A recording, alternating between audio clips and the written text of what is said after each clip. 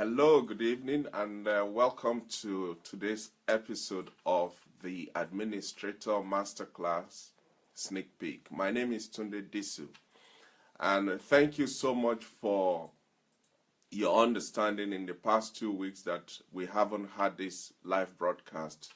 Appreciate all your messages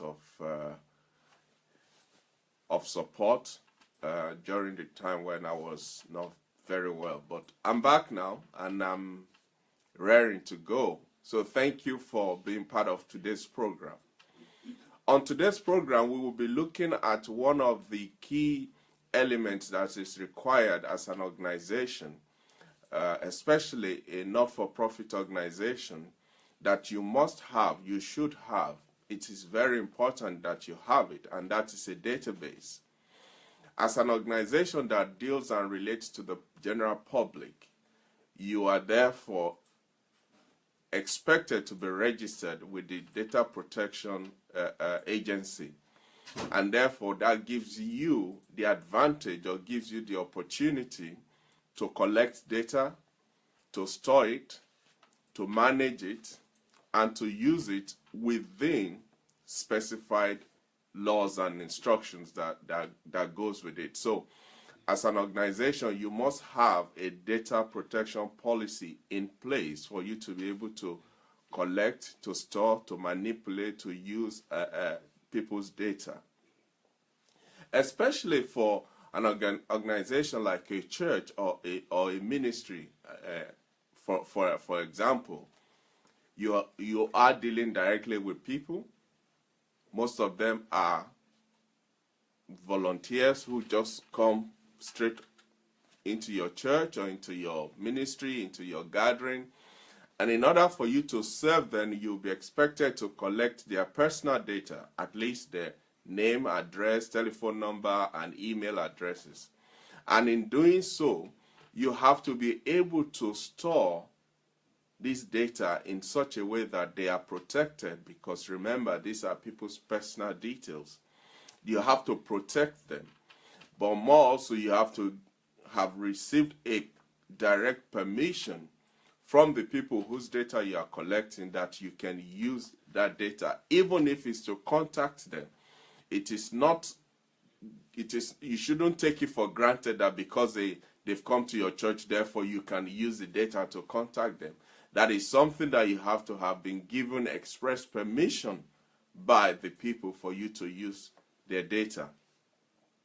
Now, in terms of how do you collect data, how do you store it, how do you access it and use it, it depends on, number one, the type of data you are collecting. Number two, it depends on what method you are using to collect it, to store it, and to access it, so that all these factors should be put into consideration when you are looking into setting up a database for your organization.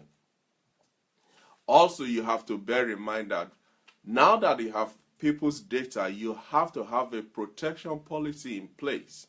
For instance, what's been going on with the NHS in the last few days, where the system was hacked into, and most people's data, we don't even know where they are and what's happening to them.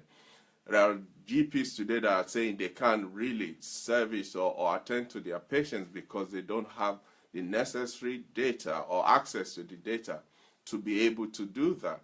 So as an organization, you are also obliged, you are required by law to have a protection policy in place to safeguard people's data. And there are various methods by which you can do that. There are softwares, there are organizations that can give you such protection depending on your budget and the size of data that you are collecting or you are keeping.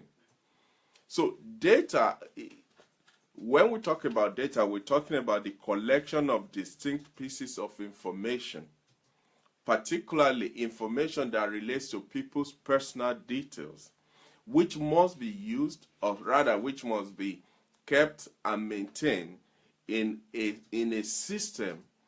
In today's world, everybody is on one form of computer or another, but you have to keep this data in such a way that you can access them easily.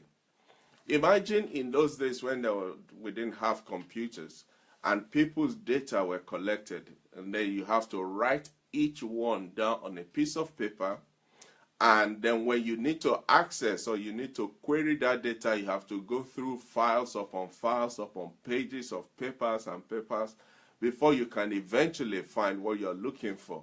If there is a change, for instance, in the person's address, you have to go through the same process of searching for it and then making the necessary correction and all of that. But thank God for computers these days where we can store this data, and at a click of a button, you can access them and make necessary corrections. However, you can use this data for marketing purposes within the limit of the permission that you have of the owners of the data. So when we talk of database, it's an integral part of the operation of any organization, especially a church or a ministry. Now, what would you keep? What type of information would you keep on your database? Like we said, people's personal details, names, addresses, telephone number, email address, gender, age, and things like that. Now, the advantage of that is, for instance, say you want to send a letter out to all the men for a men's program. Instead of going through page by page of piles of files and papers, you can just query or search for all the men in the organization or in the church or ministry, and you can tailor your marketing bulletin or information to just the men. This is one of the power and the advantage of having a database. Now, in terms of, for instance, if you are an organization that runs a gift aid system, again, the database is an integral part of your gift aid system, because that is where you have people's details, you have their signed gift aid declaration. Also, you have to store all of that so that you will know which of your members you can make a claim on or which ones you cannot make a claim against. So the issue of database is vital, is important for any organization to have in place. Another advantage of having a database is that, especially in this day and age where we have everybody on one form of social media or another, you can link all the various aspects where that one person is featuring in your organization. Say, for instance, the person is a member of your church, they serve in the ushering department, they are also a member of the prayer squad, and they are a cell group leader. All this information can be stored against that one person on the database. So if, for instance, then you need to pull out the names of all the people who are cell group leaders, at a click of 2 or 3 buttons, all those information will be immediately at your disposal. Now, in terms of what type of database system it's good or it's out there, there are so many. Depending on the size of your organization and the size of the data that you have at present or that you are keeping at present, you can even start with a simple tool like an Excel. Having said that, the ability to query it is limited to where you have purposely built database. Things like there's a system called data management, especially if you're running a gift aid system. There's also Razor's Edge and so many off-the-shelf softwares that you can buy to use for your database. So all of these are some of the things that the administrator can help you to set up, because there's so much involved.